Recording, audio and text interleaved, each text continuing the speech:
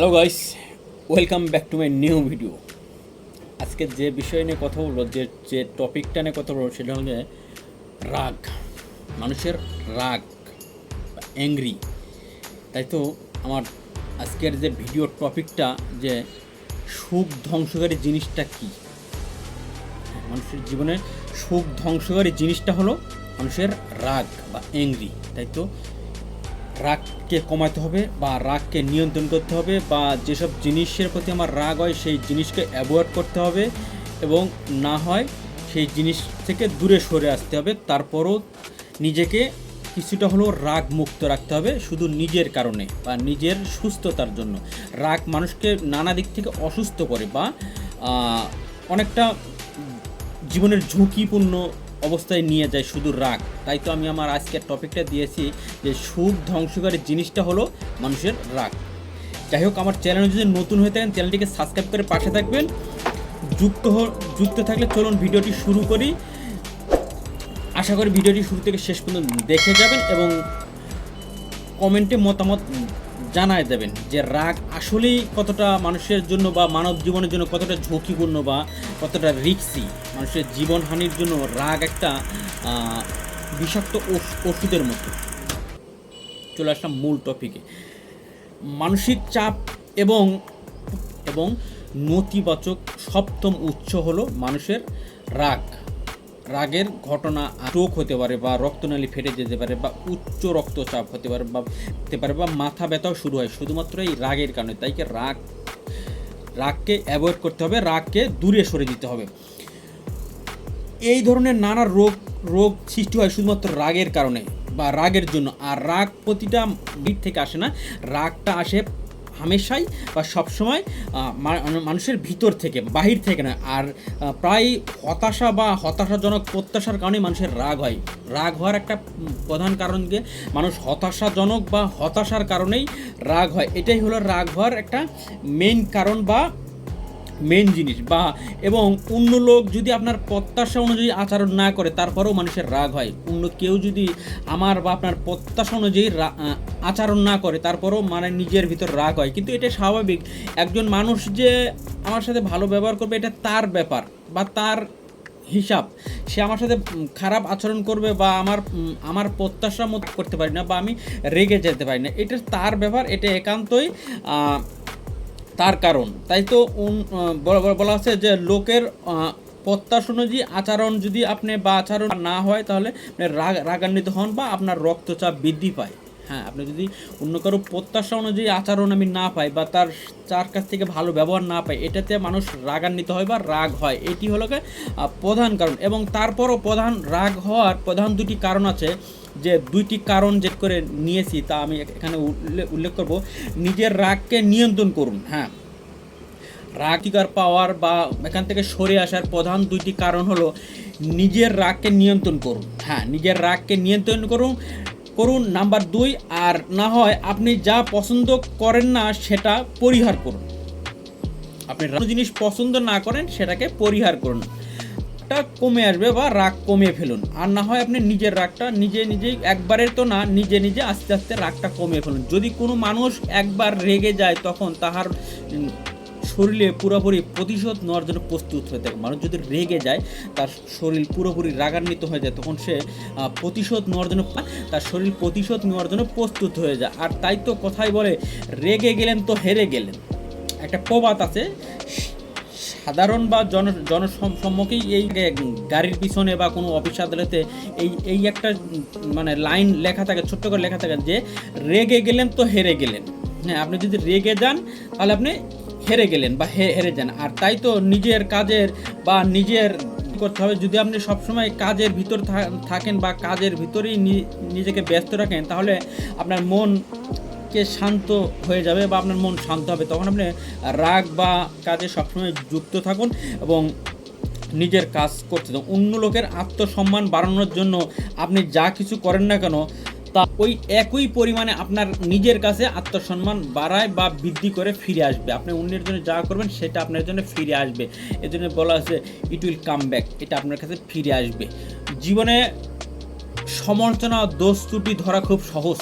জীবনে যে কারো সমালোচনা বা দোষ ত্রুটি ধরা এটা খুব সহজ, কিন্তু একটা কাজ কঠিন যে তার আমরা যাকে সমালোচনা করি তার জায়গায় দাঁড়িয়ে ওই কাজটি করা ওই সমালোচনাকারীদের বিরাট কষ্ট বা খুব কষ্টদায়ক। কিন্তু সমালোচনা করা বা দোষ দেওয়া খুব সহজ কাজ, কিন্তু তার পর্যায়ে গিয়ে তার জায়গায় দাঁড়িয়ে বা তার যোগ্যতা অর্জন করে ওই কাজটা করা ওই সমালোচনাকারীদের জন্য বেশ কঠিন।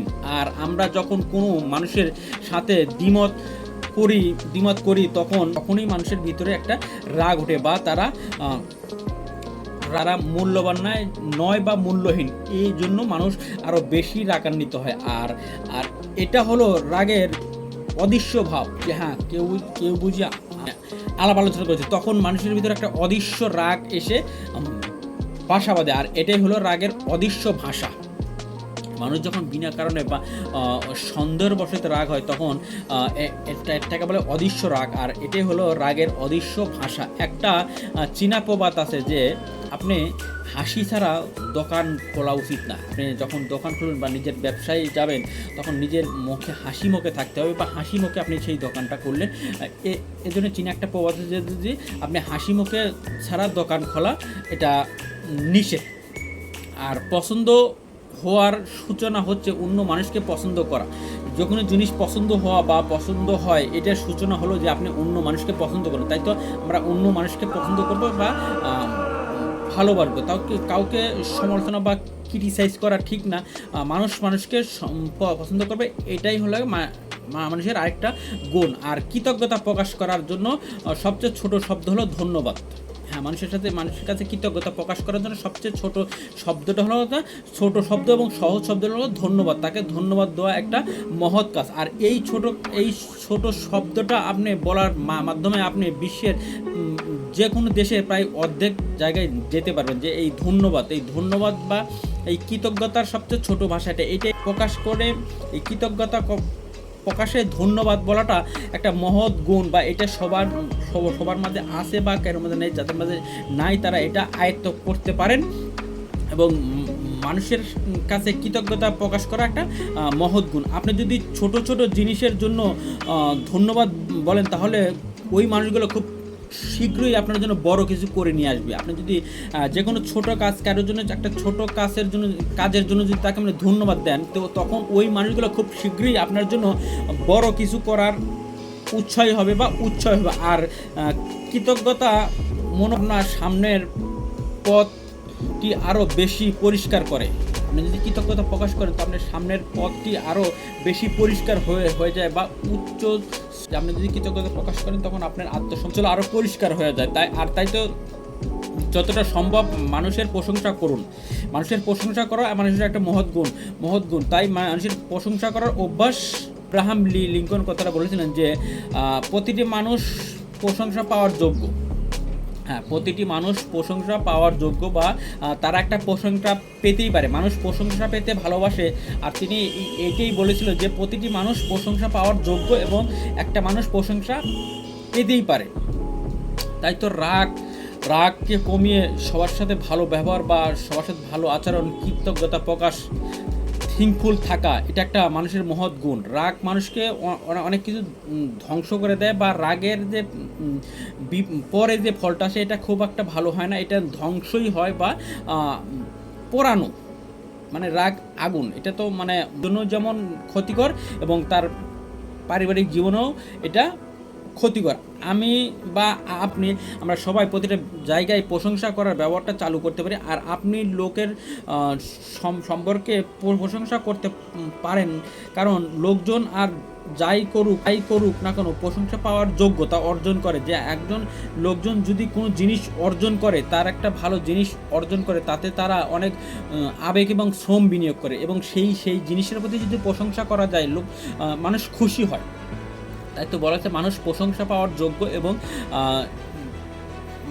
আমরা যখন কোনো কিছু অ্যাচিভ করি এটার প্রতি একটা শ্রম, জ্ঞান সব কিছুই থাকে বা বিনিয়োগ করতে হয়, তারপরেই এটা পাওয়া যায়। আর এইটাতে যদি মানুষ বা অন্য কেউ প্রশংসা করে তখন সেও খুশি হয় বা মানুষ প্রশংসা পাওয়ার যোগ্য। আপনার পক্ষ থেকে এই আচরণ অন্যদের সাথে ভালো সম্পর্ক ভিত্তি তৈরি করে। আপনি যদি যখন কারোর সাথে প্রশংসা স্বরূপ বা ভালো আচরণ করেন, তখন তার সাথে আরও একটা নতুন সম্পর্ক তৈরি হওয়ার সম্পর্কর ভিত্তি তৈরি হয় বা এই আরেকটি নতুন সম্পর্ক জুড়ে যায়। আর তাই তো সমালোচনা, নিন্দা বা অভিযোগ করার প্রলোভন প্রতিকার করে ভালো অভ্যাস গড়ে তুলুন এবং প্রশংসায় করার অভ্যাসের মাঝে নিজেকে অনুমোদন করুন বা অন্যকে প্রশংসা করতে শিখুন।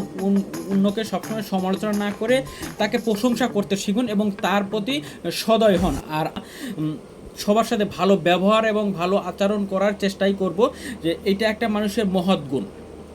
যাই হোক, আমি আমার ভিডিওটিকে আর লম্বা করব না। আমার ভিডিওর আজকে যে টপিকটা দিয়েছি যে সুখ ধ্বংসকারী জিনিসটা কি।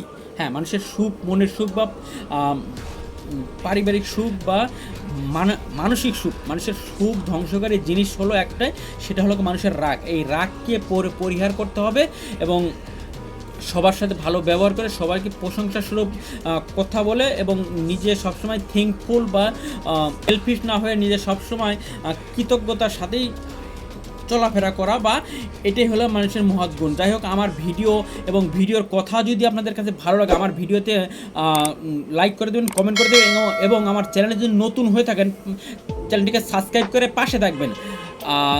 দেখা হবে পরের ভিডিওতে, পরের কোনো অন্য ভিন্ন টপিক নিয়ে, নতুন কোনো ভিন্ন টপিক নিয়ে। ততক্ষণ সুস্থ থাকবেন, ভালো থাকবেন এবং নিজের খেয়াল রাখবেন। হ্যাঁ, আপনি নিজের খেয়াল নিজে রাখবেন, আপনার খেয়াল অন্য কেউ রাখবে না, নিজের খেয়াল নিজে রাখবেন। ধন্যবাদ।